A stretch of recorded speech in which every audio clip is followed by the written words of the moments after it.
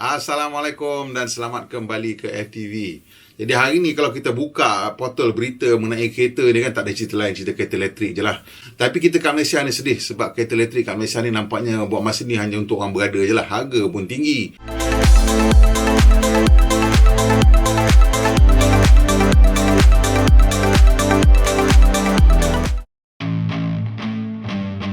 Jadi ada juga kawan-kawan yang bertanya dengan kita, bila Proton dengan Perodor nak keluarkan kereta elektrik? Pasal kita pun sebenarnya nak kereta elektrik ni.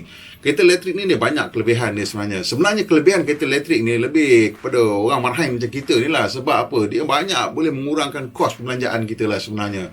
Daripada kita beli minyak, kita pakai elektrik, penjimatan. Walaupun kita tak kira lah band berapa pun kau duduk kat TNB punya cat elektrik tu, kau boleh jimat sekurang-kurangnya 30%. Kalau kau kat band rendah, kadang-kadang sampai 50% boleh menjimatkan daripada kau beli minyak.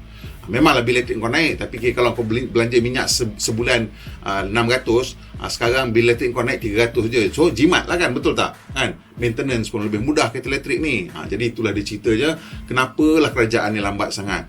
Dan bila kita tengok syarikat kereta tempatan pula kan, Proton dengan Perodor. Perodor tu okeylah, dia memang jarang, tak banyak sangat buat R&D. Tapi Proton ni daripada dulu cerita R&D kan. Jadi kenapa Proton tu masih lagi nak tunggu 2025, 2027? Kenapa nak berharapkan dengan teknologi Geely sangat? Geely tu bukan senang-senang sebenarnya dia nak bagi kat kita teknologi kan. Padahal kita ni pada tahun 2010, 2011 macam-macam berita tentang Proton dan kereta elektrik ni. Kau tengok ni, RAC Future Car Challenge Brighton to London, Proton wins 2 awards. Gordon Murray T27 is overall winner. So kita dah memang sebenarnya dah mula membangunkan teknologi kereta elektrik. Yalah, pada masa tu kita buat kereta elektrik tu maybe as a research project dengan company bernama Fraser Nash daripada UK. Dan memang kita dengar cerita bahawa sebenarnya kereta elektrik tu mungkin belum bersedia lah untuk dimasukkan ke pasaran sebab ada macam masalah-masalah yang tak tahulah, aku dengar lah kan, tak tahulah betul tak betul. Katanya tak boleh masuk banjir lah, itulah ni, kalau kena air takut dia short kan. Tapi apa pun terbukti ada dah kereta yang kita buat menggunakan platform sedia ada. Yang ni adalah Exora. Exora ni yang menang sebenarnya 2 award tadi tu. Dan dia memenangi award Most Efficient Multipurpose MPV Prototype.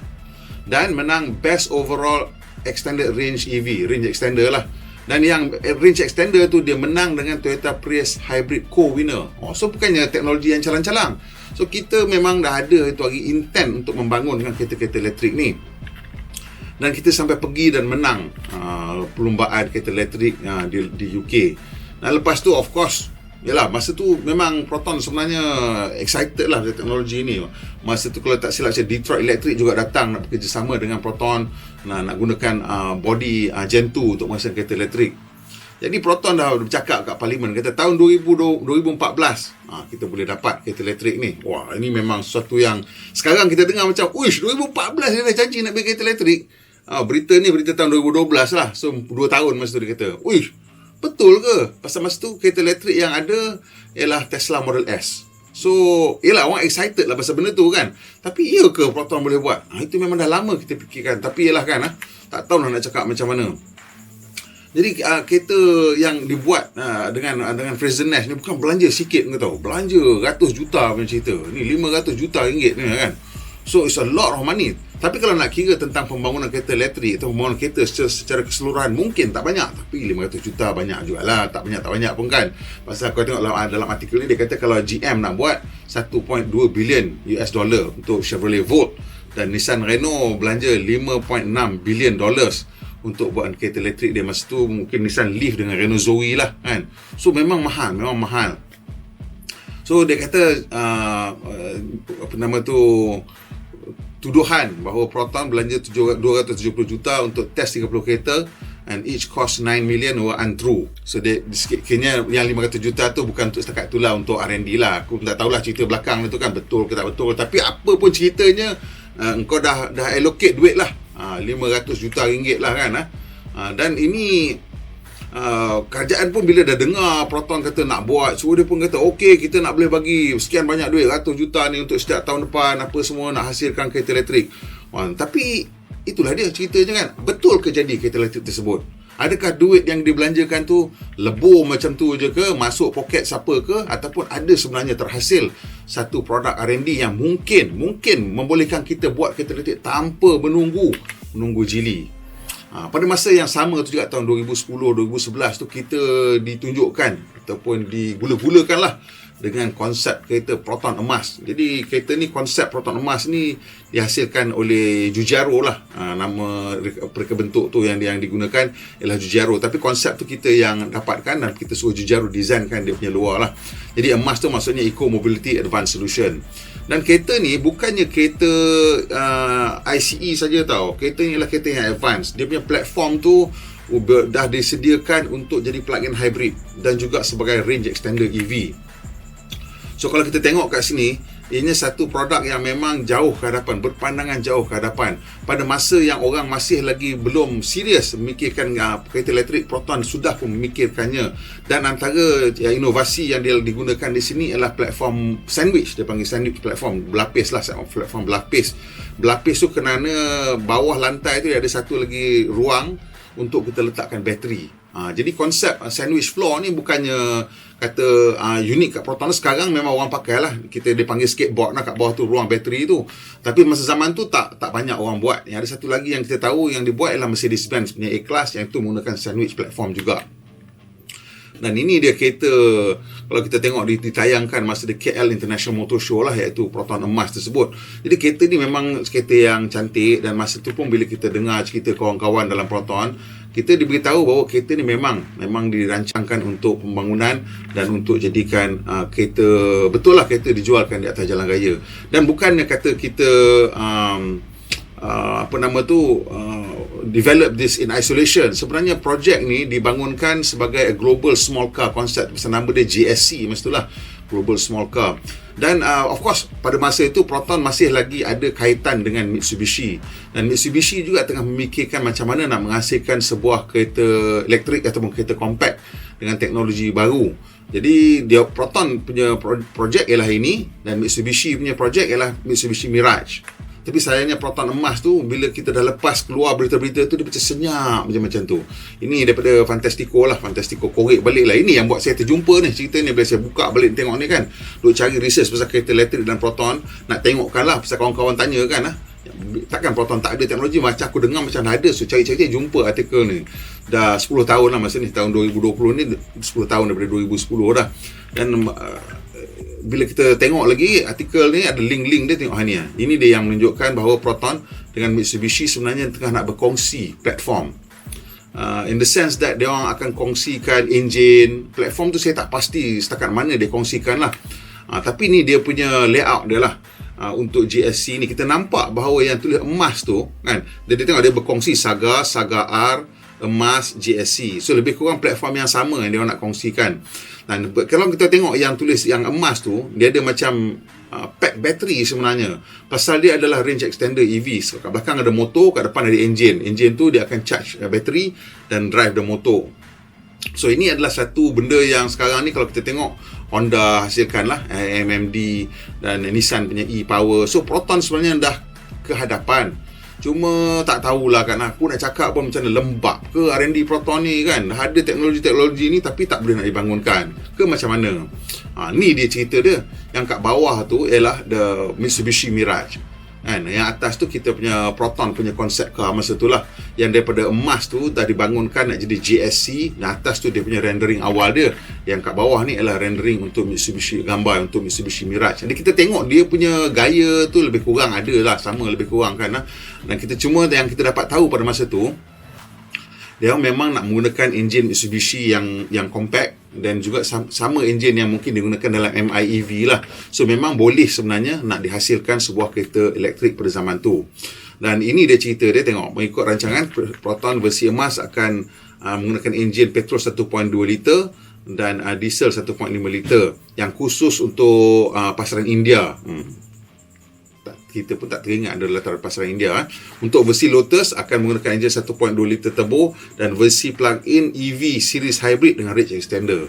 Sudah memang teknologi ni sedang dipikirkan masa tu. Takat mana pembangunan dia kita pun tak pasti, tapi yang pastinya kita dah ada buat kereta yang masuk race London to Brighton kan. So at the very least dia punya engineering concept tu dah ada. Kita dah faham dan kita dah boleh menghasilkan kereta yang untuk memasuki perlumbaan. Jadi bila kita tengok ni kereta EV ni masuk ni. Nah ini pun EV. Dan tak nampak beza pun tau antara Exora yang masuk ni dengan Saga yang masuk ni. Tak nampak beza dia. Memang nampak macam kereta normal biasa saja. Dan ada satu Proton Persona juga yang dibangunkan begini.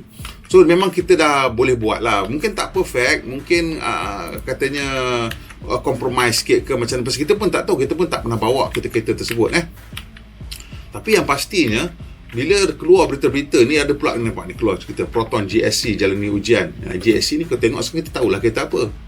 Kereta Iris sebenarnya kan Dan ini dia punya layout dia tadi, macam aku tunjukkan, kongsikan. Dia punya memang ada konsep untuk plug-in hybrid. That means dah ada ruang semua untuk bateri, untuk sebagainya lah. Of course kita tahu apa yang berlaku ialah bila DRB masuk, DRB tak nak gunakan enjin Mitsubishi tu pasal dia nak kena bayar royalty untuk enjin tersebut. So dia kata dekat Proton punya designer, kau ambil kereta ni, kau design balik untuk gunakan enjin Campro. Masalahnya enjin Campro tu besar. Tu besar sekarang kita tengok bila direka bentuk, moncong tu jadi panjang. Pada asal moncong tu comel je. Nampak moncong tu jadi panjang. Itu antara sebab kenapa kereta ni rupa dia macam tu. They had to redesign the front end untuk masukkan enjin Campro yang lebih besar. Tapi yang lain-lain yang tak ada masa nak tukar. Lantai bawah semua tu yang ada ruang untuk bateri, semua dah ada. Dan ini yang Lotus sebenarnya. So benda ni dah buat pengumuman satu dunia, macam kita dah gebang satu dunia lah. So that means dia orang dah memang at least at rather advanced state of thinking about it lah, memikirkan benda tu kan. Takat mana engineering dia dah buat kita tak tahu. Tapi yang pastinya ini ialah gambar kereta emas tu yang nak kereta konsep emas tu yang dijual sebagai scrap lah saya rasa kan. Pasal kereta tu dah memang dah tak tahu apa nak buat dah. Dan bila Geely dah masuk, dia nak clear store room dia orang. Tu kat belakang tu kau nampak ni dari EV yang Exora tu, dan ini Saga yang pergi masuk race kat Brighton London. So teknologi ni semua dah ada. Dan kau tengok ni, aku cakap tu dah ada. Ini ialah Iris EV.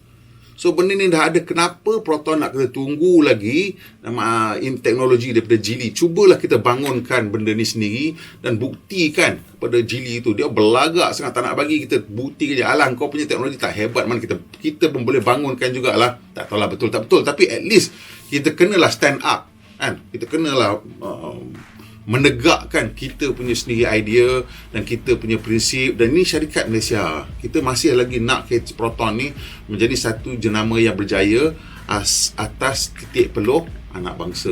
Ini masa tahun 2011 lah, lepas lancar kat Geneva Motor Show, Najib semua datang tunjuk, Mahathir pun tunjuk. Ni pelancaran 25 tahun anniversary Proton kan. Kita tunjukkan inilah kereta emas yang kita dah hasilkan. Tapi sedihnya macam itulah, benda tu dah terkubur macam tu je. Aku harap lah geng-geng R&D Proton boleh korek balik file-file dia orang kan. Yang Proton emas tu aku tak tahulah sekarang ada kat mana. Kau dah jadi besi scrap ke ataupun ada kat siapa. Pergi trace balik lah siapa yang beli kereta tu, mungkin boleh dapatkan balik and try letakkan packaging dan buatkan satu running prototype kan.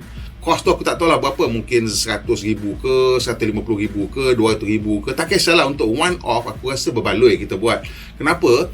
Sebab benda tu sekarang ialah benda yang trending kan. Kita tengok Proton ni, dia orang punya pembangunan sekarang kan, semua ICE, tak ada apa lagi. Buat kilang enjin baru pun enjin ICE. Memang direct injection apa semua, but still macam mana canggih pun enjin ICE sekarang, benda tu dah teknologi yang dah nak lapuk ataupun dah pun mula lapuk. Bila kita tengok carta jualan di pelbagai pasaran, termasuk di China ke, di Eropah ke, di mana ke, di US pun, dia punya permintaan untuk kereta-kereta ICE dah makin menurun dan permintaan untuk kereta EV mencanak sampai bekalan tak cukup kan. Jadi Proton patut bangun cepat, nak ambil balik benda-benda ni dan cuba bangunkan. Dan sebab sekarang kalau kita nak tengok nak bangun kereta EV ni, komponen semua boleh beli off the shelf. Boleh beli bateri, motor semua boleh beli. Of course integration bukan satu kerja yang petik jari semua jadilah, tapi boleh buat lah. Pasal kita dah pernah buat dengan LG. Dengan LG kita dah buat kereta yang diberikan pada pihak kerajaan untuk gunakan, iaitu kereta elektrik. Jadi apa salahnya kali ni kita pergi lagi usaha cara yang sama. Tak tahulah, mungkin nak guna LG ke, nak guna siapa ke sebagai konsultan, tapi hasilkan satu benda macam ni. Setidak-tidaknya dia akan buat jili fikir 2 kali lah. Tak adalah dia nak pandang kita leceh sangat kan. Aku geram juga tengok sebenarnya, pasal duk tengok macam tak ada peluang je Proton nak buat bangunkan balik Exora tu. Saga dengan Iris tu pun nampak macam nak terkubur dah kan. Persona pun macam, yelah, kereta PIES Persona, Iris, Exora, Saga ni memang itu kereta kita buat.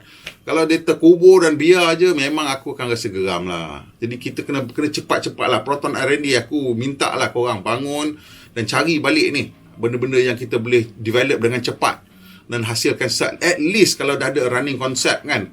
Dan nak pergi ke, of course nak pergi ke manufacturing tu bukan benda yang senang, but at least kita dah ada satu yang kita boleh tunjukkan. Nak buat Abang Jili tu terketang sikit lah. Tak adalah dia ingat kita ni tak kerti apa langsung. Betul tak? Dekat tu je lah aku punya rant hari ni. Kalau hampa suka, tekan butang like, dan kalau boleh lah tekan butang share, dan juga tekan butang subscribe. Itu penting. Ramai belum subscribe lah ni. Dan tekan pilah butang loceng. Mana tahu lagi ada video best lagi aku bawa keluar kan. Apa tak mau ketinggalan. Pemandu Malaysia, pemandu yang berhemah. Kita jumpa lagi, insya-Allah.